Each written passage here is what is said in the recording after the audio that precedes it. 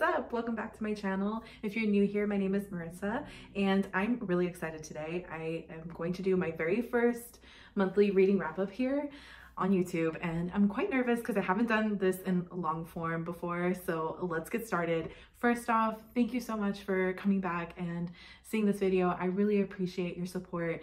I posted a video before and I got some great welcomes to the community and I really appreciate it. It's so amazing to see like all of that support and community that I've always wanted, and how great and accepting everyone has been. So thank you, thank you. Let me get all my books together. Of course, I didn't put them in order. If you could please like and subscribe, that will mean the world to me. My goal is to read 52 books in 2025. Now, last year I read 102, but I felt a little bit pressured to meet 100 for my goal. And so I want to kind of have more quality versus quantity, and so I reduced my goal for that reason. But I read 7 books in the month of January, and let's get started. So first off, I read 4 Aunties and a Wedding by Jessie Q. Sutanto. Now this book is kind of classified as mystery / romance, but I would say it's definitely not romance. There are components of it, just because, as you can tell from the cover, the female main character is getting married. So essentially this book is about a group of aunties who are also on this cover, and the female main character, Medi, they have a business where they're like wedding vendors. So one of the aunties does hair, the other one does like the cake, and a photographer, etc. So the female main character, who is a photographer, she is getting married, and so the family, they want to hire like another business to take care of the wedding so that the aunties and the main character can enjoy the wedding in peace. So they reach out and find these wedding coordinators and I guess these other wedding vendors to take over, and they're part of their culture because they're Chinese Indonesian. And so they find this like perfect match, and they were so excited that they got a family that can take care of the wedding. One night happens and Medi, the main character, she ends up overhearing the photographer of their wedding vendor say that they're going to take out someone at the wedding. And so of course Medi goes to her family, her aunties, and tells them what is happening, that her wedding is going to be ruined by this family.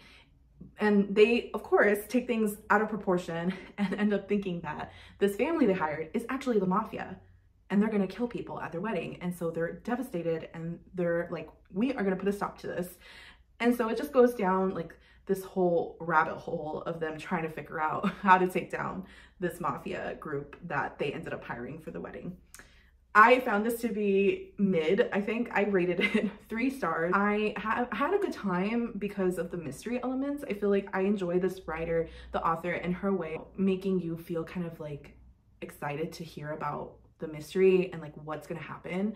And I also like the writing of the dialogue between the aunties and Medi, and just like there is such a big language barrier because the aunties primarily speak Indonesian, and so they try to translate in English, but it doesn't come off that way. And so there's so many funny moments in this book where they're just trying to understand English in the way like certain phrases are said, but they don't come off the same way.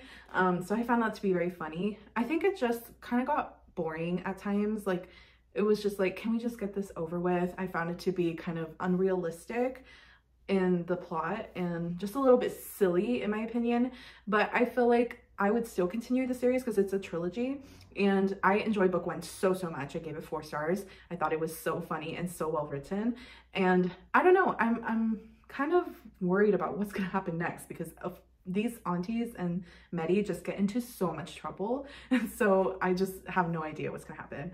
But overall, I would say that you should read this and see if you like it yourself. And it's a good palate cleanser, I would say. Like if you're looking for a series or a book to kind of get your mind off of life in general and just kind of enjoy vibes and a lot of laughs, I think that you would enjoy this. Next, I read Down Among the Sticks and Bones by Shauna McGuire. This is book 2 of the Wayward Children series, and I love this. This was a 4.5 star rating for me, and this is a YA fantasy book, and they are so small. It's like little novellas that you can easily digest in a day or 2. So all of the books are basically this length. This book is basically about a group of children who go to the school where they're cast aside by these fantasy worlds that spit them out of their doors. And so there's little kids who go through these doors that are like in a magical kingdom. Think of like the Chronicles of Narnia, where they go through a door and it's this whole fantasy land. These kids all go to worlds in that nature where they are transported somewhere through a door or through, you know, a cupboard or something like that. And they live in that fantasy world for a long time, but end up coming back to the real world, and they're displaced. They are upset that they're back home and they want to be back to where they're at.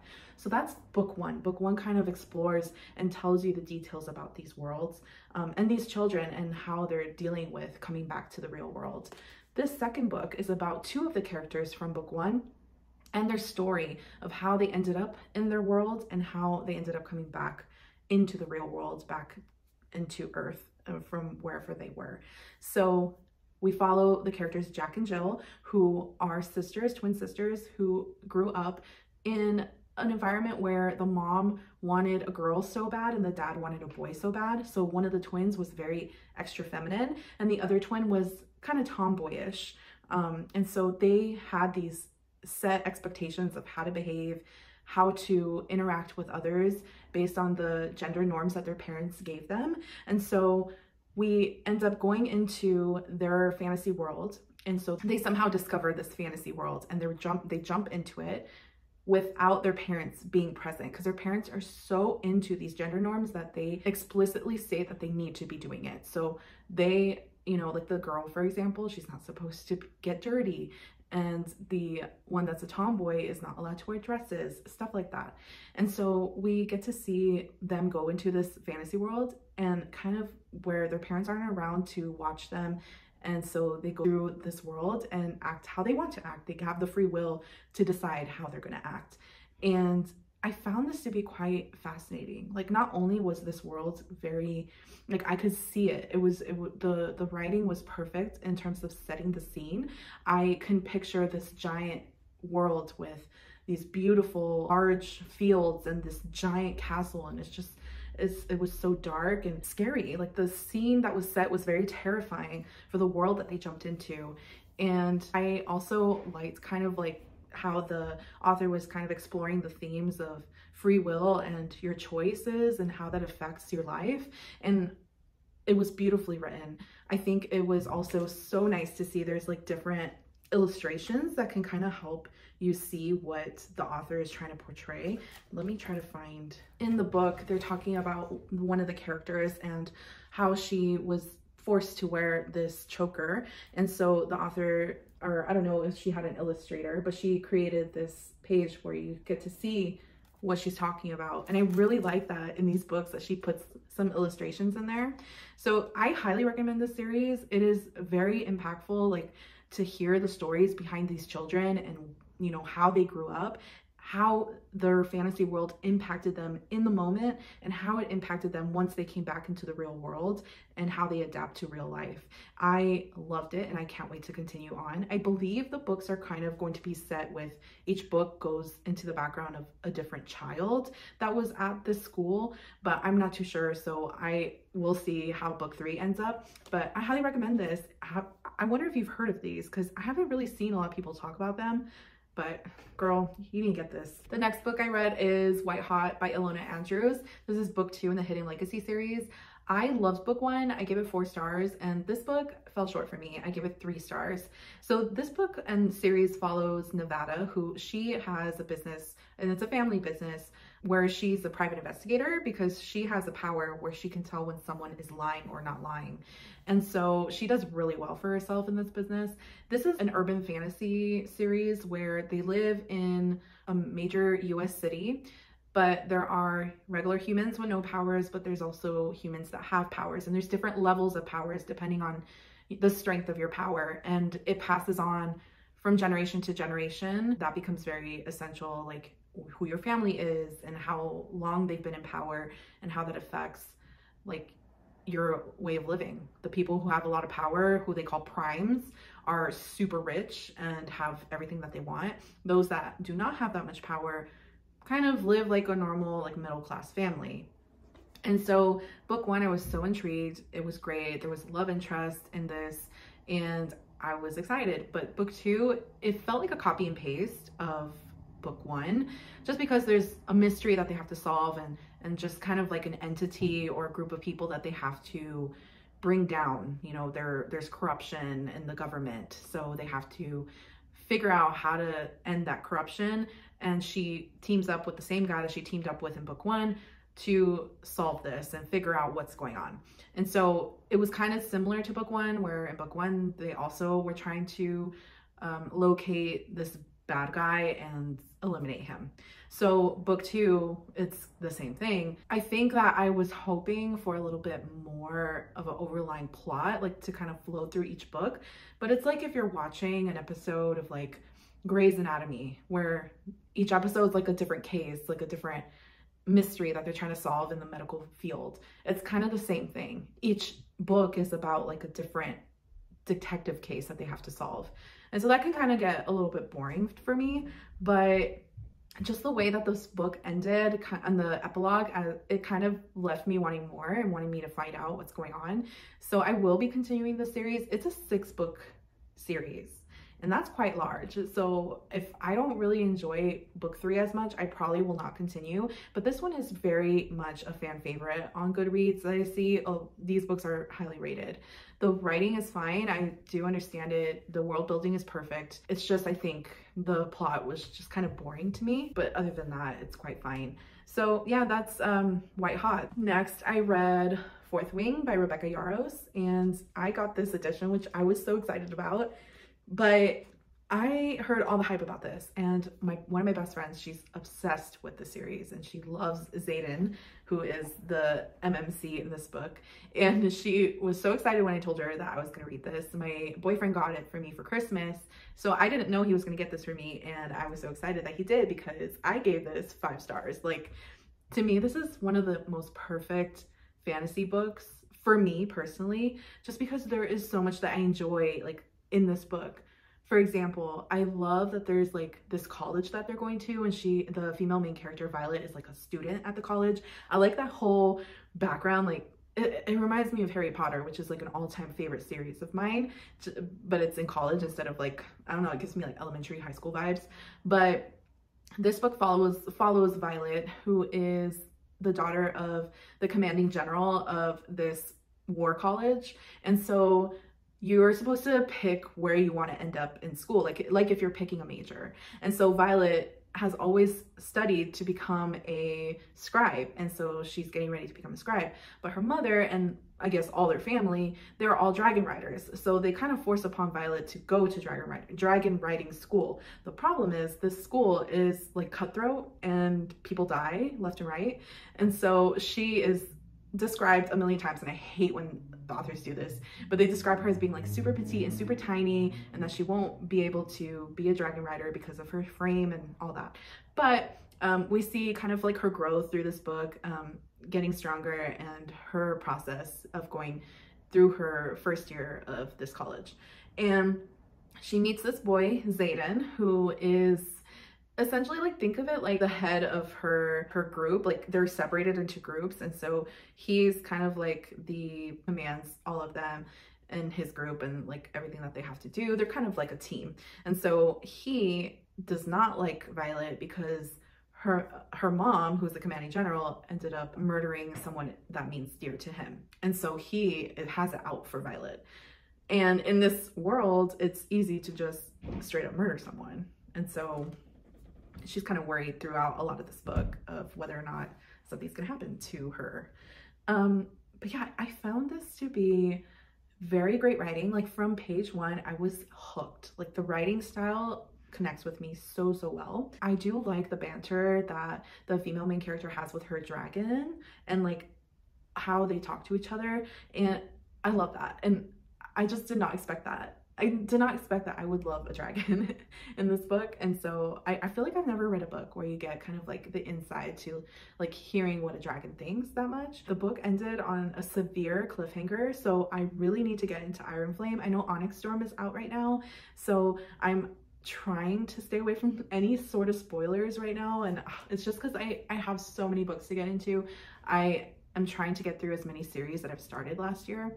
And of course I start a brand new series. So I just hope that the next book lives up to what this book was for me. But yeah, I'm excited. I'm excited for Iron Flame and Onyx Storm. I just can't wait to get into those. Next, for my book club that I have with a couple of my friends, I picked The Vows by Jessica Joyce. This is a contemporary romance book that I saw all over TikTok, and I was like, I need to get into this because I'm not really a romance girly as much. I just find it to be kind of dull in my opinion, but I was interested to see what this one was all about, and I gave it 3 stars. Unfortunately for me, if a romance falls short on it either being unrealistic or just maybe if the pacing is off, I will not fall for it. And that's what happened in this book. This book follows Georgia and Eli. They were in a relationship for a few years. They met in high school and they broke up. So they have a mutual friend from high school that they're all best friends, and he is getting married. So Eli and Georgia are best man and best woman, so they have to come back together and deal with the wedding planning together because of course the wedding venue burned down. So they have to figure things out last minute for the groom and the bride. And so they are brought together in close proximity to get things figured out. And I did enjoy the beginning. The beginning was great. The pacing worked for me beautifully. I just found like somewhere in the middle of this book, it completely changed. It escalated so quickly that I was not seeing coming. Like, I don't know, it just went from 0 to 100, and I do not like that. It has to make sense to me. Like, why did it escalate so much? If I don't have some sort of reasoning behind that, it makes no sense to me, and I don't see this as being something that I can see in real life. And so that's why I give it 3 stars. The ending made it up for me because this was going to be a 2-star reading, but the ending did make it to a 3-star. Just, I found it so cute. I bawled my eyes out and I could not stop crying. Like, just, I don't know, it was just so beautiful. And so I don't know, if you're a romance person, I feel like you would like this. If you're someone who is a realist a little bit too much, then maybe you won't like it as much. Like I didn't. My friends gave it 4 stars, so both of them loved it. And so it might just be me. It might just be a me thing because I don't know, I'm a little crazy when it comes to romance. Next, this is a heavy one, so I'm gonna put it up and then put it down, but House of Flame and Shadow by Sarah J. Maas. So this is the 3rd book in the Crescent City series, and it is amazing. I gave it 4.5 stars, and it wasn't like my favorite of the series, but like the way it connects with other book series that Sarah J. Maas writes, like how it all comes together, I was shook. If like the way I'm so happy that I listened to people. I'm gonna put this down. This shit is heavy. God damn. So I was reading Crescent City 1 and 2, and I was telling people on my TikTok that I was reading those, and everyone was like, you need to stop, don't read book 3 and read ACOTAR first, then come back to this book. I am so happy that they told me to do that because it makes so much sense why like those 2 books are just like, you needed that information from ACOTAR in order to kind of understand a lot of the world building that's in Crescent City. So I highly recommend that. I loved it. Like, just the way that it all kind of came together.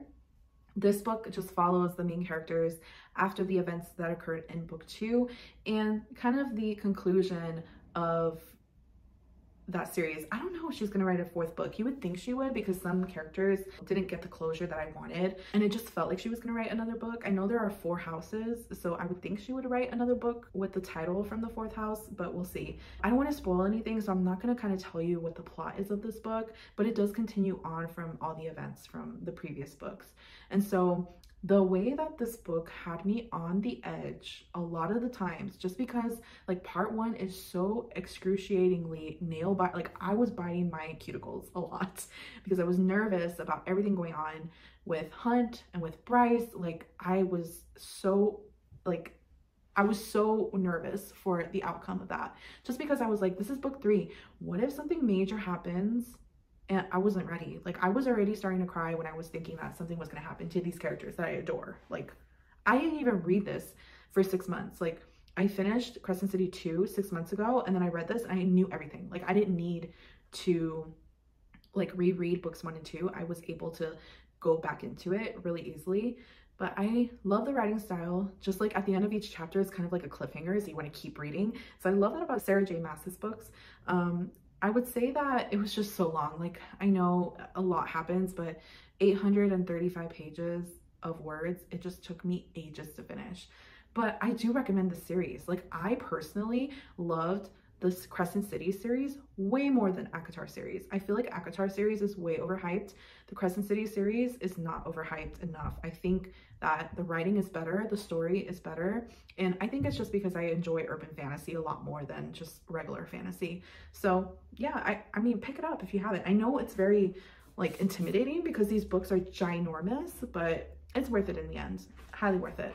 Last book that I read was The Empire of Gold by S.A. Chakraborty. This is the third and final book of the trilogy, of the Devabad trilogy, and it is quite different than a lot of the books and trilogies for fantasy that I've read, just because it's set, like, it's a Middle Eastern type of fantasy, and I don't see that often. But I was quite disappointed in this book. I loved book 2 of this series. I was hoping that it would be as good, just because book 1, it was a shit ton of world building. Like, I gave it a 3.5 star. Second book, I knew everything going into it, so there's not a lot of world building. It's more plot heavy, and just like the way that S.A. Chakraborty writes, it's magnificent. She's great, and that book was a 5 star. This one, I gave it 3.5 stars. It's long. It's 800, almost 800 pages, and I feel like there was way more world building once again, and that kind of got confusing. There's a few side character plots that you have to like dive into some history to understand why they are the way they are, and that got to be a lot. The thing I appreciate about S.A. Chakraborty's books is not only does she give like maps and stuff like that, but she also, at the end of the book, and I'll show this, she also provides like glossaries. So you get like the different glossaries, and then you also get a cast of characters. So if you forget like who the characters' names are, you at least get the cast of characters in here. And that was so helpful to me. And I think this is helpful if you're that kind of person that just reads a book, like a book in the series, and then you take a little break and then you read book 2, then take a break, read book 3. I feel like that is so essential, and I love that she included that. I wish more authors do include that so that you don't get confused about the million characters in a book. This book was supposed to be the conclusion of the overlying plot from books 1 and 2, and it fell short for me. Like, I was thinking it was going to be this big epic battle, and it was just gonna be jam-packed with action, and I found it to not have that. The conclusion and the elimination of someone in this book was easy. It was so easy. I thought it was gonna be complicated, but it wasn't. And I was quite sad at the ending too, because one of the characters that is kind of, because it's a multi-POV book, so we get the POVs of a few different characters. One of the characters that we got a POV of in this last book, it was just so depressing, like how his story ended and the guilt that he carried with him and how he decided to live the rest of his life. And I was just really sad about that. I also didn't like the conclusion, like the epilogue of the final book in a series. It was like 6 months later, but I feel like it should have been many years later, because there's so much that goes on in this book, like a lot of political tensions that I was hoping we can see, you know, many years down the line, like how much that has changed the town that they're in, where there was a lot of political unrest, and how that kind of change for the better. I did also like this book, and I don't want to spoil anything because this is a giant series, because these books are quite hefty, but it follows the female main character Nari, who is part human and part healer. And so she and her companion, who is part, it's like a jinn warrior, and he's like a prince, they are thrown back into Egypt, where Nari is from, and Ali, who is her companion, they end up being thrust back into Egypt, out of the world, the fantasy world of Devabad. And so they're in Egypt trying to live their life after being thrown away, and them having to come back to this life and live together. The tension between Nari and Ali was amazing. Like, I love that little tension, the romance that was thrown into this book. It was so adorable, so cute. I do recommend this series, and even though I rated it 3.5 stars for books 1 and 3 and 5 stars for book 2, I feel like I would still read this book. Like, I would be so interested to reread this whole series again in maybe 2 to 3 years, because I think maybe I wasn't in the best headspace to read books 1 and 3, and maybe that's why I rated it lower, just because of everything going on in the world right now. I've been very distracted, and so that could probably have had an effect on me. That is everything that I've read in the month of January. So I read 7 books, and that is a lot, especially with the chunkers that I had. Like, these were humongous itself, like almost 800 pages for both. I read some big ones, but I am so excited that you decided to join me today with my reading wrap up. I really appreciate you sticking around, and thank you so much. If you have read any of these books, I would love to know like what you rated it and how you felt about these books. This is a judgment-free zone, and so you can comment whatever you felt about these books. I will not take it to heart. So yeah, I appreciate it. I appreciate you being here, and thank you so much. I will see you in the next video. Bye.